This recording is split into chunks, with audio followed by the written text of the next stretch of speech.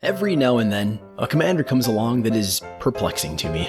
They make me say, well, this is a really interesting card, I just don't know how to build it. For me, Codie was that card in Strixhaven. See, he's a mana dork in the command zone, who does something similar to the Cascade mechanic, but specifically for instants and sorceries. So, I knew Codie would be a cool spellslinger commander, and that's easy enough to build, but that wasn't really the interesting part of the card for me. For me, it was this line of text. You can't cast permanent spells. So, naturally I filled the deck with permanents. Welcome to the Uncommon Commander.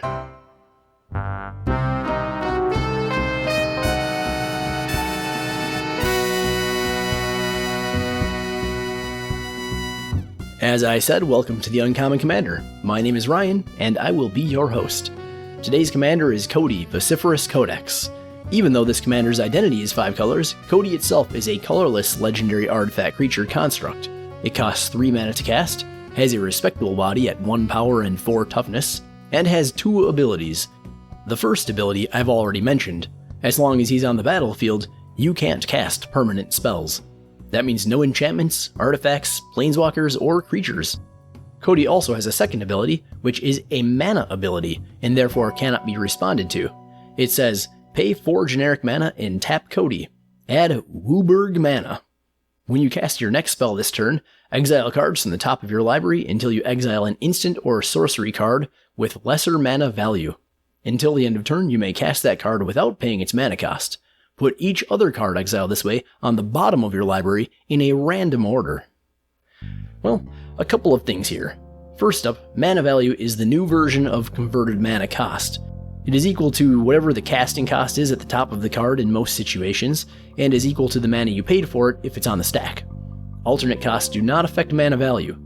So say you've got Titan's Revenge in your hand, and you cast it with its normal 2 red mana, and then X equals 5 value. Its mana value is considered to be 7. Now say you instead cascade into it with Codie. Its mana value is now considered to be 2 with an X equals 0. Also, when you go to cast it when it's exiled by Codie, you'll be doing it without paying its mana cost, so X will be 0 there too.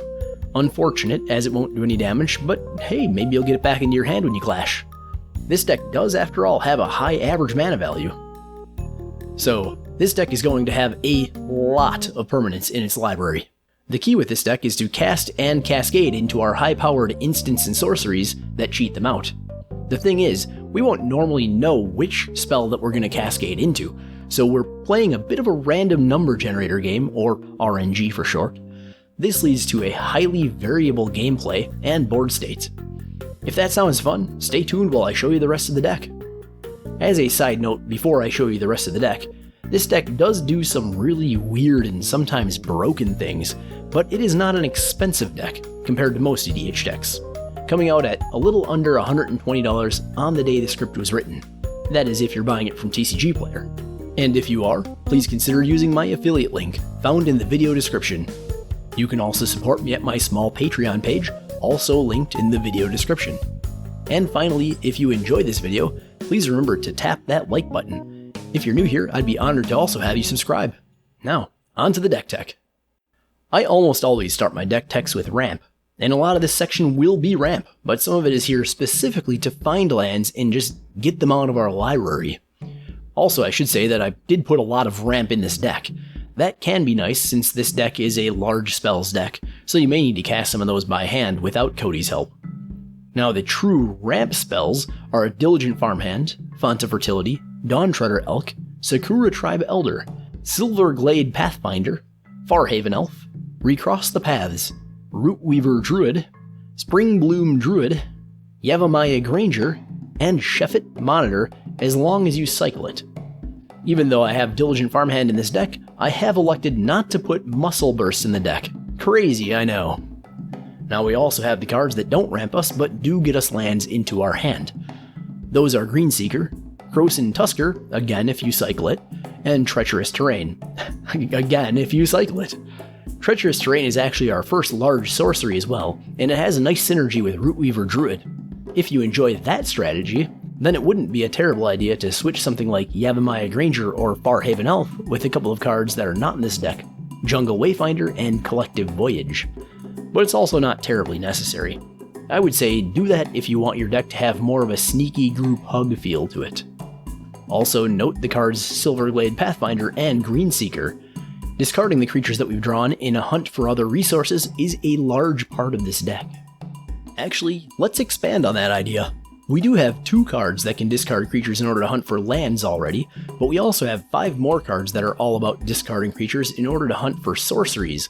These are Rummage and Loot cards, Enclave Cryptologist, Compulsion, Dismissive Pyromancer, Ghostly Pilferer, and Wharf Infiltrator.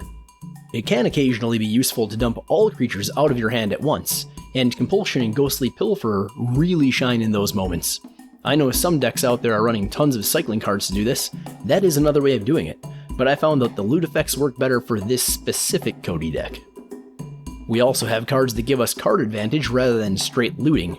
These are Shaper's Sanctuary, Ever-Watching Threshold, Monastery Siege, Sages of the Anima, Underrealm Lich, Sire of Stagnation, Unesh, Cryosphinx Sovereign, and Sphinx of Uthun.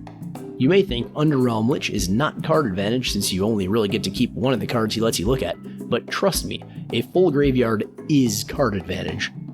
Sages of the Anima is an interesting one too, as it only lets you keep creatures that you reveal, and there's a chance we'll completely whiff on it. But we have enough creatures in here that you will reveal 2 of them fairly regularly, with an outside chance at 3. Once you have your board set up to give you some card advantage and ramp, you'll also probably find that you drew into some creature token generators. These cards are Improbable Alliance, Garruk Primal Hunter, Darien King of Keldor, Pollen Bright Wings, Rapacious One, and Living Hive. Garruk also acts as a source of card advantage, and that can be pretty nice too.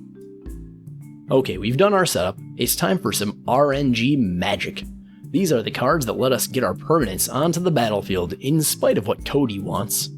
These are Hypergenesis, Living End, Living Death, Genesis Wave, Mass Polymorph, Synthetic Destiny, and World Warp. Obviously, the reason we're putting so many creatures in our graveyard was for Living End and Living Death, while the reason we're making tons of tokens is for Mass Polymorph, Synthetic Destiny, and Warp World. One neat thing here is that if you cascade into one of the Suspend cards, you'll actually get to instead cast it for free and skip the suspend counter nonsense, effectively cheating it out right away. Now, wouldn't it be cool if we just had a weird Minotaur tribal section just out of the blue? Yeah, let's do it. We're running Deathbellow Warcry as an additional way to cheat out big creatures into play, and as a result, we're running 7 Minotaurs. 7 because we want to make sure that we still have 4 Minotaurs in our library to search up, regardless of how many cards we've already cheated onto the battlefield. So these Minotaurs are Glinthorn Buccaneer, who does very well with our looting sub-theme and is a loot card itself. Neheb, Dreadhorde Champion, who also lets us wheel like crazy. Kragma Warcaller, which makes our Minotaurs able to attack the turn they come out. Sethrin, Hurloon General, who will double the number of Minotaurs that come out. Akum Warrior, which can be put down as land if needed. Dreamshaper Shaman, who also cheats things out. And Morog, Fury of Akum. Because why not have 8 hasted Minotaurs getting multiple combats the turn they enter? But wouldn't it also be cool if we could have haste on just everything rather than a handful of Minotaurs? Well, sure. In that case, let's go with Anger, Garna the Bloodflame, and Samut, Voice of Dissent. Bonus points to Samut as she can untap Codie for an extra activation, which means an extra cascade, and a whole bunch of extra mana. Okay, that was fun. Now let's see what we have for removal. Our targeted removal spells are Aura Mutation, Masked Vandal, Titan's Revenge, Mercy Killing, and Sat's Will. This doesn't seem like much removal, but do keep in mind that we have cards like Dismissive Pyromancer just peppered throughout this deck. We're also running 3 board wipes. Those are Selfless Glyphweaver, Necrotic Hex, and Ruinous Ultimatum. Oh, sorry, Selfless Glyphweaver is actually a creature that is a protection card. But on its backside is the 8-mana sorcery that lets you choose a Codie and destroy all other creatures and planeswalkers. I will note that if you cascade into Selfless Glyphweaver, you won't be able to cast Deadly Vanity, and you'll keep searching. But if Codie is on the battlefield, you can still cast Deadly Vanity from your hand, even though its front faces a creature. That's just an interesting ruling that I thought might be worth mentioning. And finally, we've talked about all of our spells, and now it's time to talk about our cards that let us cast them. For utility lands, we are running Ghost Quarter and Tectonic Edge for land removal, and Handwear Battlements for its ability to give haste. I did not, however, put Handwear Garrison in here, but it would be a cool inclusion as a token generation card. I just liked the other token generation cards a little better. Include this if you want. Our color fixing lands will be Ash Barrens, again if you cycle it, Command Tower, Exotic Orchard, and Myriad Landscape. Finally, our basic lands are 4 plains, 4 islands, 3 swamps, 5 mountains, and 12 forests. This looks disproportionate, and that's because almost all of our ramp spells are green cards that fetch out our other lands, so I really skewed this toward green. In playtesting, it worked very well. Okay, through numerous attempts at counting with my fingers, I have determined that I have shown you 95 cards from this deck. That means it's the time you've all been waiting for, or at least that I've been waiting for. It's the Final Countdown! Today's Final Countdown is a list of our most powerful cards and effects for this deck. Cards with truly powerful synergies and combos. Our number 5 card notably does 4 separate but awesome things for this deck. There are 3 reasons that I really love that, but they all boil down to 2 words. 1 card. That card is Ugin the Ineffable. Of the 4 things he does for us, the first is that he creates spirit tokens, widening our board for the eventual mass polymorph. The second is card advantage, which comes about from those spirits leaving the battlefield. The third thing he does for us is destroy priority targets as long as they're not colorless. And the fourth and final thing he does for us is makes Codie cost just 1 mana. This Planeswalker is awesome. I'm going to go ahead and present number 4 and number 3 at the same time because they're basically in here for the same reason and they do basically the same thing. These are respectively Mana Reflection and Nyx Bloom Ancient. Yes, these are a mana doubler and a mana tripler, and there are a lot of those in MTG. So what's so special about these ones? Well, that would be the line of text that says, if you tap a permanent 4 mana.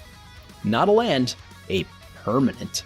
This means that Codie will still cost 4 mana to tap, but now he'll produce 10 or 15 mana when activated. Now that's already great value, but wait, there's more. Because now we're down to our number 2 card in the deck, and that card is Voltaic Construct.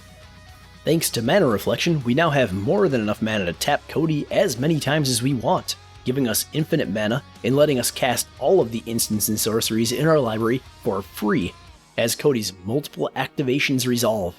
This infinite combo isn't guaranteed to win you the game, but there is a strong chance that it will, especially if Titan's Revenge makes it to your hand.